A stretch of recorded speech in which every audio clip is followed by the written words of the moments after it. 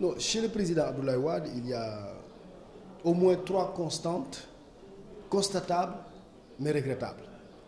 C'est que premièrement, le président de la République, l'ancien président de la République Abdoulaye Wade, dit toujours des choses qui sont impossibles.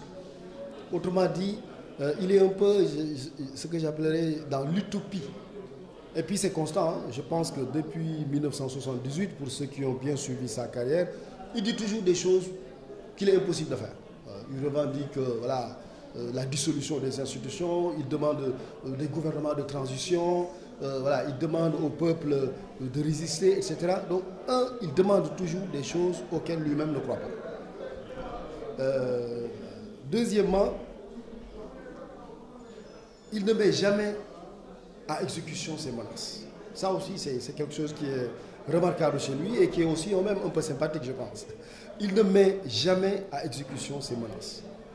Pourquoi il ne met jamais à exécution ses menaces? Je pense parce que lui-même, il ne croit pas. Il ne croit pas que ça puisse être mis à exécution. Ou alors, il ne le peut pas parce qu'il n'a pas les moyens de mettre à exécution ses menaces.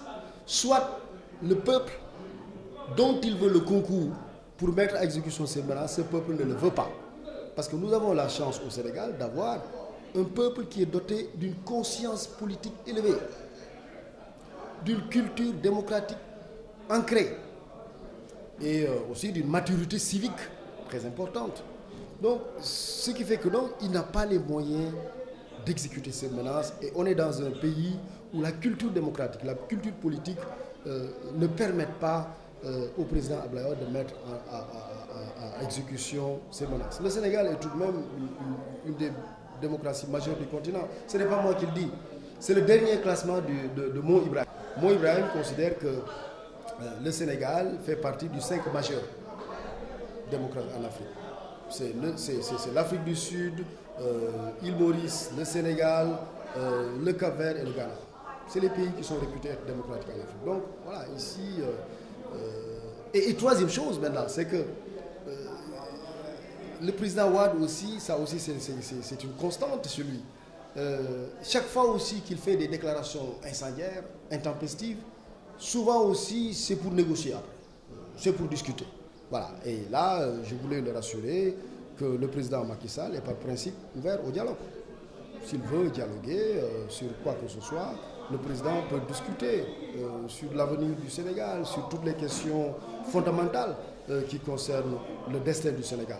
Mais voilà, s'il veut négocier, il n'a qu'à le dire. Mais pour l'instant, on est dans le temps électoral. C'est le temps de la compétition démocratique. Les Sénégalais sont habitués au rituel électoral. Ici, j'ai l'habitude de dire, ça fait 150 ans qu'on vote. Nous allons à notre 11e élection présidentielle. Nous avons organisé plus d'élections présidentielles que les Français.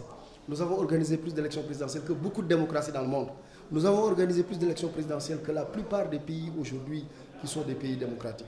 Donc voilà, ici, le rituel démocratique est ancré. Il y a une routinisation de la procédure électorale et les citoyens sénégalais ne vont pas répondre à des appels à l'insurrection ou bien voilà, à des appels qui n'ont pas de sens, qui sont absurdes dans le contexte du Sénégal. Je pense que le peuple sénégalais est plutôt décidé à respecter ce rendez-vous avec l'histoire, ce rendez-vous avec la démocratie et aller voter calmement le jour des élections.